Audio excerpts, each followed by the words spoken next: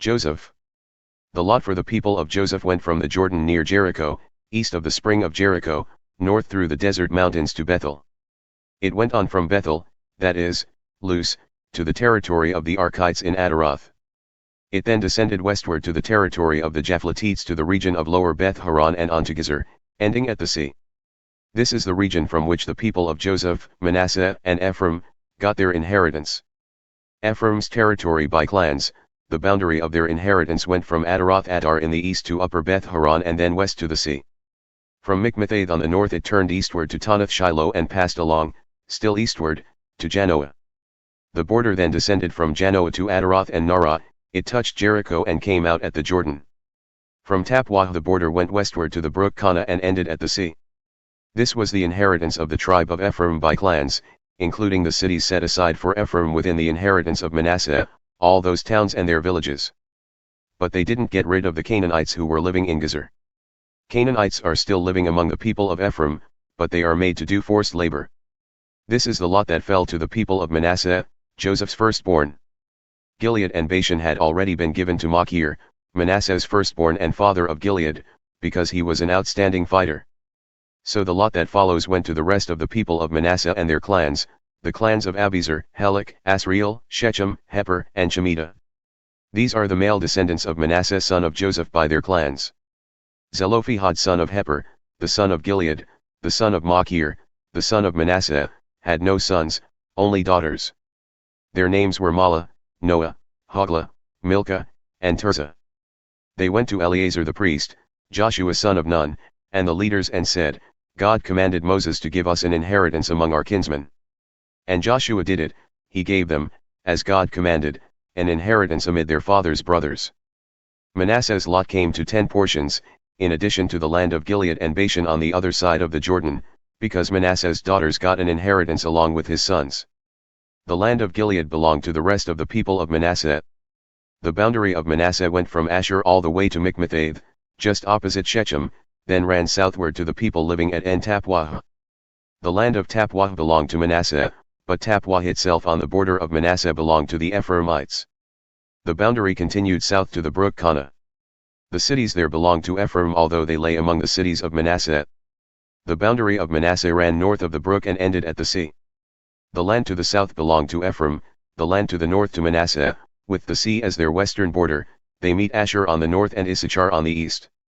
Within Issachar and Asher, Manasseh also held Beth Shan, Ibleam, and the people of Dor, Ender, Taanach, and Megiddo, together with their villages, and the third in the list is Naphat.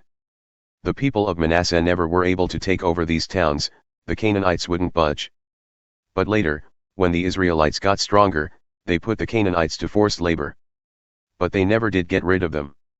The people of Joseph spoke to Joshua, why did you give us just one allotment, one solitary share? There are a lot of us, and growing, God has extravagantly blessed us.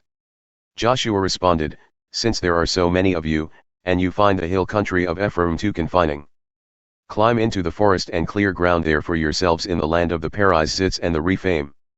But the people of Joseph said, there's not enough hill country for us, and the Canaanites who live down in the plain, both those in Beth Shan and its villages and in the Valley of Jezreel, have iron chariots. Joshua said to the family of Joseph, to Ephraim and Manasseh, yes, there are a lot of you, and you are very strong. One lot is not enough for you. You also get the hill country. It's nothing but trees now, but you will clear the land and make it your own from one end to the other. The powerful Canaanites, even with their iron chariots, won't stand a chance against you. The Shiloh Survey. Then the entire congregation of the people of Israel got together at Shiloh. They put up the tent of meeting. The land was under their control, but there were still 7 Israelite tribes who had yet to receive their inheritance. Joshua addressed the people of Israel, how long are you going to sit around on your hands, putting off taking possession of the land that God, the God of your ancestors, has given you? Pick 3 men from each tribe so I can commission them. They will survey and map the land, showing the inheritance due each tribe, and report back to me. They will divide it into 7 parts. Judah will stay in its territory in the south and the people of Joseph will keep to their place in the north. You are responsible for preparing a survey map showing 7 portions. Then bring it to me so that I can cast lots for you here in the presence of our God. Only the Levites get no portion among you because the priesthood of God is their inheritance. And Gad, Reuben, and the half-tribe of Manasseh already have their inheritance on the east side of the Jordan, given to them by Moses the servant of God. So the men set out. As they went out to survey the land, Joshua charged them, Go. Survey the land and map it. Then come back to me and I will cast lots for you here at Shiloh in the presence of God. So off the men went. They covered the ground and mapped the country by towns in a scroll. Then they reported back to Joshua at the camp at Shiloh. Joshua cast the lots for them at Shiloh in the presence of God. That's where Joshua divided up the land to the people of Israel, according to their tribal divisions. Benjamin. The first lot turned up for the tribe of Benjamin with its clans.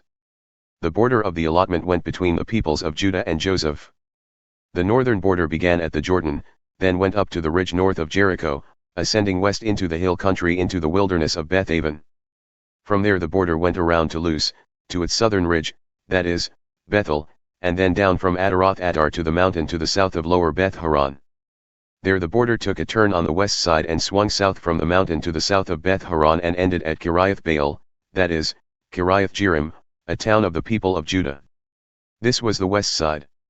The southern border began at the edge of Kiriath Jearim on the west, then ran west until it reached the spring, the waters of Nephtoah.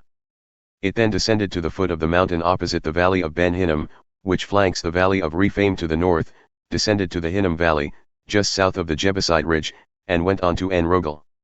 From there it curved north to En Shemesh and Jeliloth, opposite the Red Pass, Adumim, down to the stone of Bohan the son of Reuben, continued toward the north flank of Beth Araba, then plunged to the Araba.